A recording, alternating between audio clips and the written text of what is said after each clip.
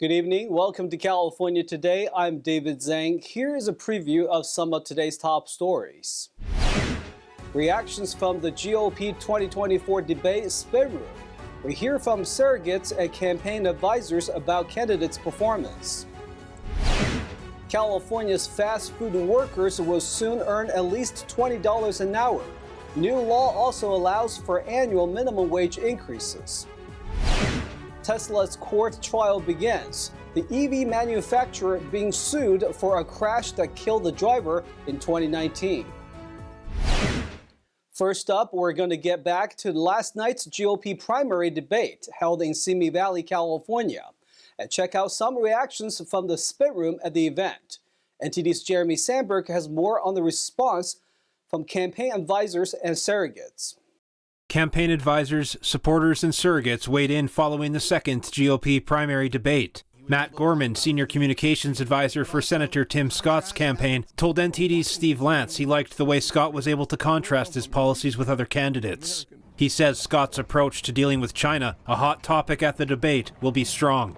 He will be strong on China, and I think that's what you saw too today when he was going back and forth with Vivek. You know, Vivek wants to call everybody bought and paid for. He's, purer than the driven snow, and yet when Vivek in his previous, life, pre-political, he was had ties to the Chinese Communist Party's business had ties to the Chinese Communist Party, and he was getting money from Hunter Biden's buddy there. So I think what you're going to see is those policy contrasts, particularly in China. Aaron Perrine, communications director for the Never Back Down PAC backing DeSantis, said the Florida governor's performance on the debate stage set him apart from other candidates due to his ability to explain his record and path forward on sensitive policy issues like China.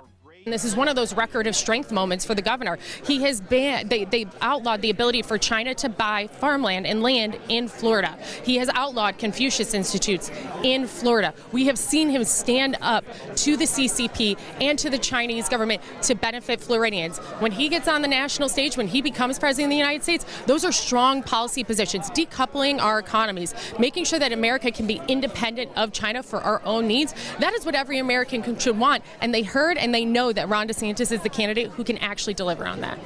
Vivek Ramaswamy surrogate Kathy Barnett says Ramaswamy was the most clear about his message and vision and welcomed the heat from other Republican candidates. People are punching up because they recognize that he has the momentum. So we wear all of their angst and criticism as a badge of honor because we recognize that, and they recognize as well, when you see all of that rancor that's going on, is that the momentum is behind him. And the key thing that they should be asking is not how to douse his momentum and enthusiasm from the people, but what it is. But what is it that is causing that momentum in the first place? And what it is that no one has been more clear about the vision, about the dangers, and where it is we're running toward, and how to get from where we find ourselves today to actually pulling our nation off the precipice. With former President Trump skipping the debate to address auto workers in Michigan, the GOP frontrunner sent surrogates instead. Trump surrogate Kevin Marino Cabrera told NTD the debate was uneventful and uninspiring. He says Trump chose to take his message straight to the voters and that he's more qualified for the job than anyone on stage. Nobody is more prepared to deal with China than President Trump. Everybody else on stage, again, I think they're just campaigning to see, if they could be Secretary of Commerce, maybe Transportation, but none of them have a real chance to beat President Trump because he has a commanding lead of nearly 50%. It's unsurmountable. The third Republican presidential debate will be held in Miami on November 8th. Jeremy Sandberg, NTD News. Surprisingly, Democratic Governor Newsom was also at the second GOP presidential debate last night. He spoke to Fox News host Sean Hannity on his reaction and whether he would run for president in 2024. Here's a look at what he said. Objectively, he was a winner tonight. No doubt. Objectively, when asked about which Republican candidate won the debate, Governor Newsom thought it was actually President Biden for knowing and starting to implement the solutions to all the problems the 7 GOP candidates identified. Hannity asked Governor Newsom whether he has some presidential ambition of his own and whether he will, quote, ever accept the Democratic nomination to run for president in 2024 under any circumstances at all. Newsom ducked the question by saying he was just in Chicago with the Democratic National Committee. Hannity then pressed it by saying, "I don't need the law answer, I want the yes or no answer," to which Newsom replied, It's a hypothetical. Yes or no? No. But Governor Newsom has agreed to a one-on-one televised debate with the GOP presidential candidate, Governor Ron DeSantis, in Georgia on November 30th. California fast food workers will be paid at least $20 per hour next year under new laws signed by the governor. There is also a possibility that wages would increase each year over the next several years. Governor Gavin Newsom signed a law Thursday that would increase the minimum wage for fast food workers to $20 per hour. When it takes effect on April 1st, the workers will have one of the highest minimum wages in the country. It would apply to workers at restaurants that have at least 60 locations nationwide, with an exception for restaurants that make and sell their own bread, such as Panera Bread. A state that prides itself not only being on the leading cutting edge, but we recognize businesses cannot thrive in a world that's failing. According to the U.S. Bureau of Labor Statistics, California's fast food workers currently earn an average of $16.60 per hour, or just over $34,000 per year. The state's minimum wage for all other workers, $15.50 per hour, is already among the highest in the United States. Newsom's signature on Thursday reflects the power and influence of labor unions in the nation's most populous state, which have worked to organize fast food workers in an attempt to improve their wages and working conditions. The law also creates a fast food council that has the power to increase that wage by 3.5% each year through 2029, or the change in averages for the U.S. Consumer Price Index for urban wage earners and clerical workers, whichever is lower. But critics warn that fast food prices would increase to pay their employees and overall increase the cost of living in California. Lawmakers passed a separate bill earlier this month that would gradually raise the minimum wage for healthcare workers to $25 per hour over the next decade. That raise wouldn't apply to doctors and nurses, but to others who work at hospitals, dialysis clinics, or other healthcare facilities. Tesla is back in court over its Autopilot driver feature. The first U.S. trial is underway for a 2019 case that led to the death of the driver. The results would shape similar cases nationwide. The first U.S. trial over allegations that Tesla's Autopilot driver assistant feature led to a death was set to begin on Thursday. Held in Riverside County Superior Court, the civil lawsuit alleges Tesla's Autopilot system caused owner Micah Lee's Model 3 to suddenly veer off a highway east of Los Angeles at 65 miles per hour. The car struck a palm tree and burst into flames, all in the span of seconds. According to court documents, the 2019 crash killed Lee and seriously injured his 2 passengers. The passengers and Lee's estate filed a lawsuit against Tesla, accusing the EV company of knowing that Autopilot and other safety systems were defective when it sold the car. Tesla has denied liability, saying Lee consumed alcohol before getting behind the wheel. The electric vehicle maker also claims it's unclear whether Autopilot was engaged at the time of the crash. Tesla has been testing and rolling out its Autopilot and a more advanced full self-driving system. Elon Musk says these are crucial to his company's future, but has drawn regulatory and legal scrutiny. In April, Tesla won a collection of lawsuits in LA claiming that drivers are told that its technology requires human monitoring, despite the Autopilot name. But the stakes are higher in this week's trial because people died. The trial is expected to last a few weeks. Citing theft and safety issues, Target will be closing 3 of its California stores. The announcement came on Tuesday saying business performance is unsustainable. NTD's Jason Blair has more. All 3 stores are in the San Francisco Bay Area and are part of 9 total closures nationwide.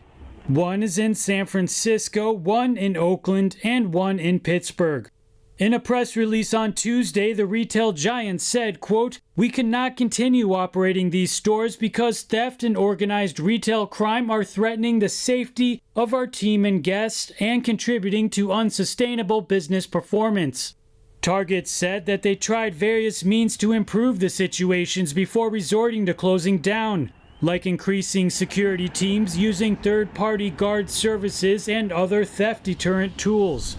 Even after these efforts, they say, quote, "We continue to face fundamental challenges to operating these stores safely and successfully."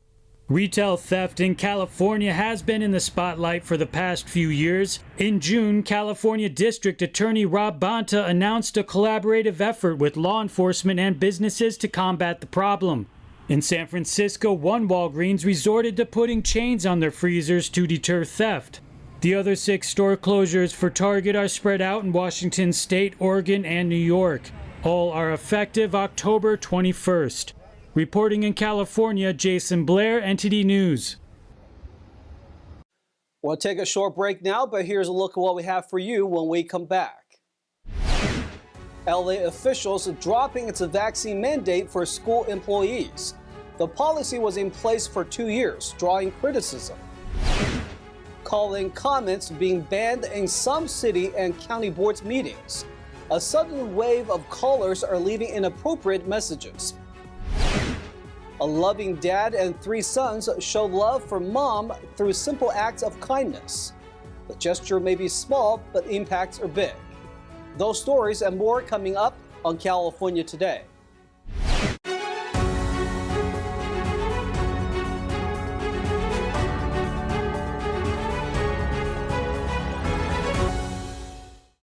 Welcome back to California Today. I'm your host, David Zhang. After 2 years, COVID-19 vaccine requirements officially lifted at Los Angeles Unified School District. It applies to all employees. NTD's Christina Corona has more on the story. The Los Angeles Unified School District lifted its COVID-19 vaccine requirement for school employees at a board meeting Tuesday. LAUSD Superintendent Alberto Carvalho recalls when the district first implemented the mandate 2 years ago. In 2021, during times of uncertainty, this board made decisions. And yes, this board approved required vaccinations as a means of reducing transmission, reducing the severity of a disease that in this community, across this country, and across the world killed millions. This was a necessary requirement.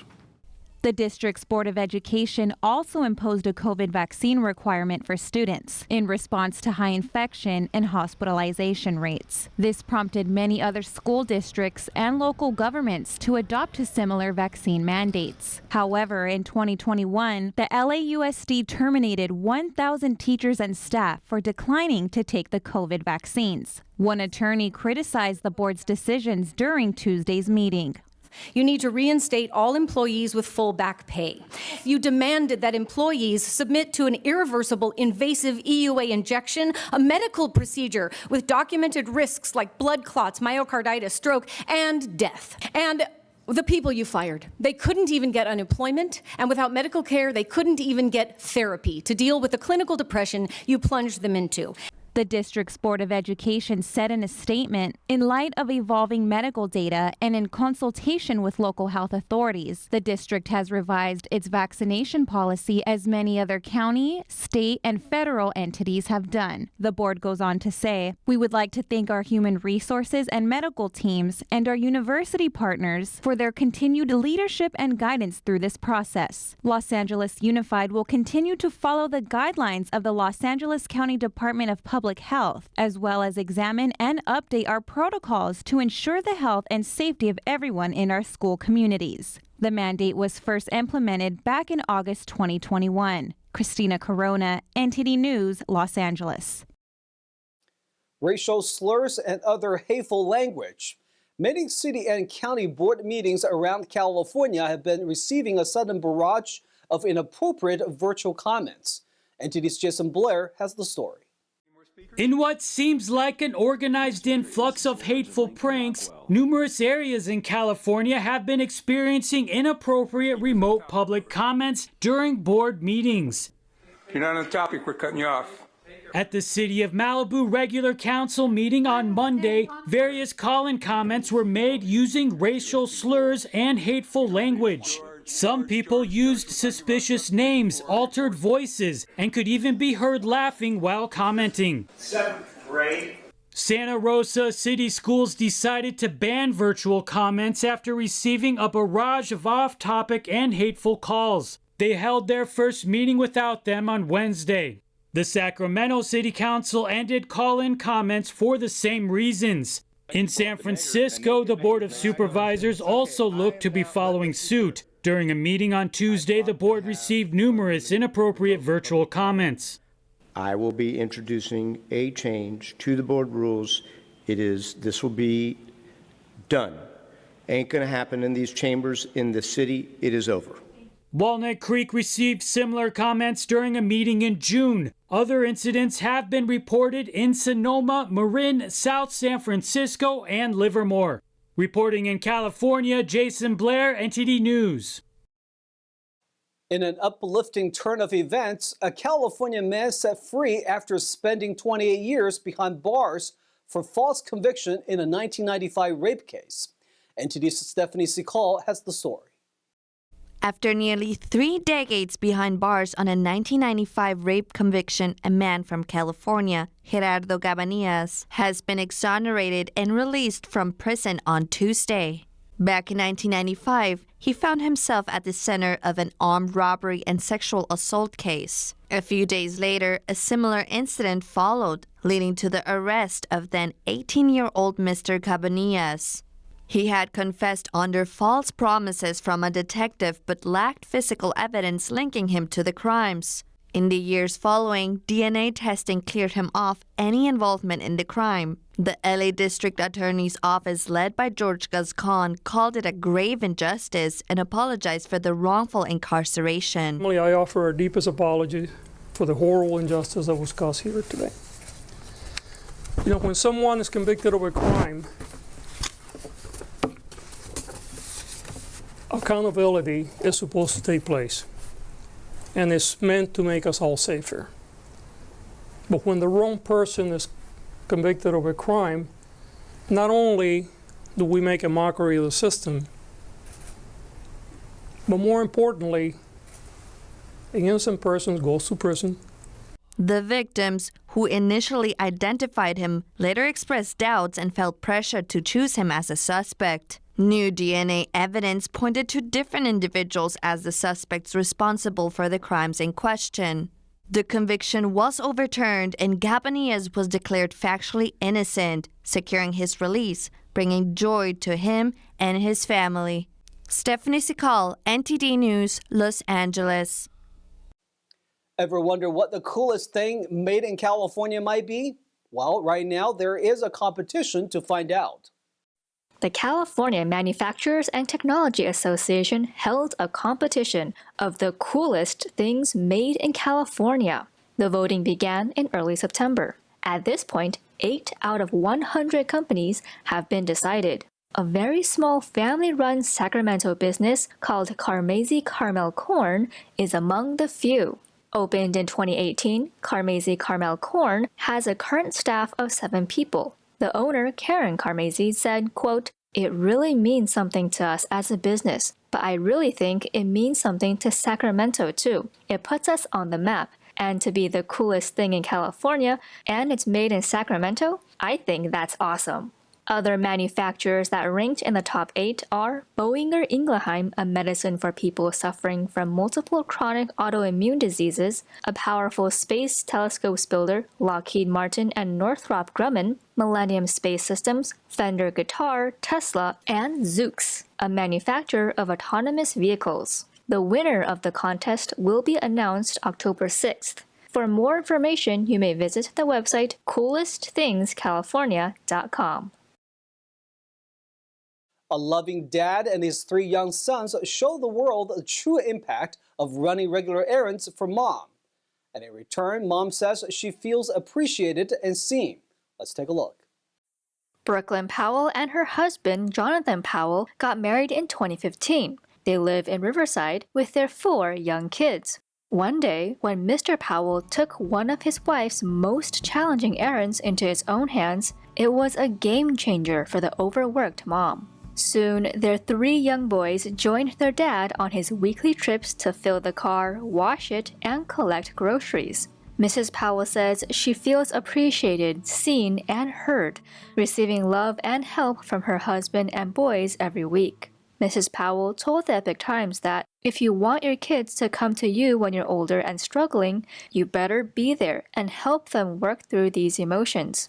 She said, quote, "If you want your kid to be more kind, you need to model that." For the Powells, faith plays a huge role in how they parent. They teach their kids that love is patient and kind, and that we're all in need of grace.